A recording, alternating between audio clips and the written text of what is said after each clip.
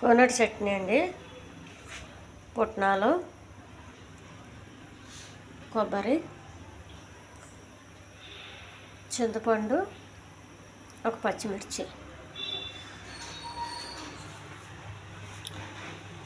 ముందుగా కొద్దిగా చింతపండు, పచ్చిమిర్చినండి ఒట్టుగానే వేగించాలి, నూనె వేయద్దు.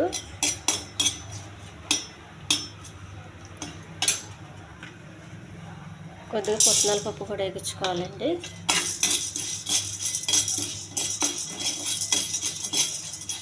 ఇవి కొద్ది దోరగా వేగించాలండి. దీనికి తాలింపు గట్ట ఏమీ వద్దు, ఇవి వేగించుకుంటే సరిపోద్ది. ఇలా సరిపోతుందండి, పక్కకు పెట్టుకోవాలి తీసుకొని.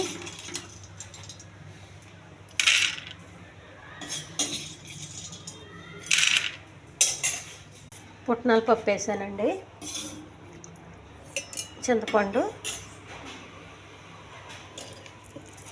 కొద్దిగా చింతపండు అండి,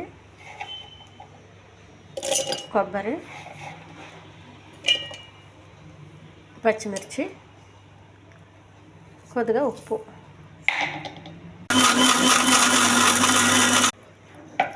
చట్నీ రెడీ అయిందండి. ఈ ఛానల్ నచ్చితే సబ్స్క్రైబ్ చేయండి, షేర్ చేయండి, లైక్ చేయండి.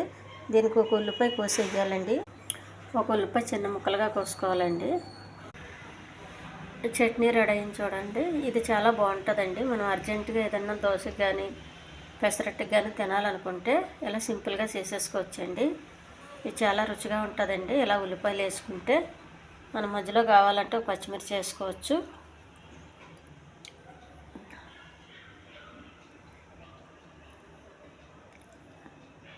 ఇది పెసరట్టుకు బాగుంటుందండి ఎక్కువగా.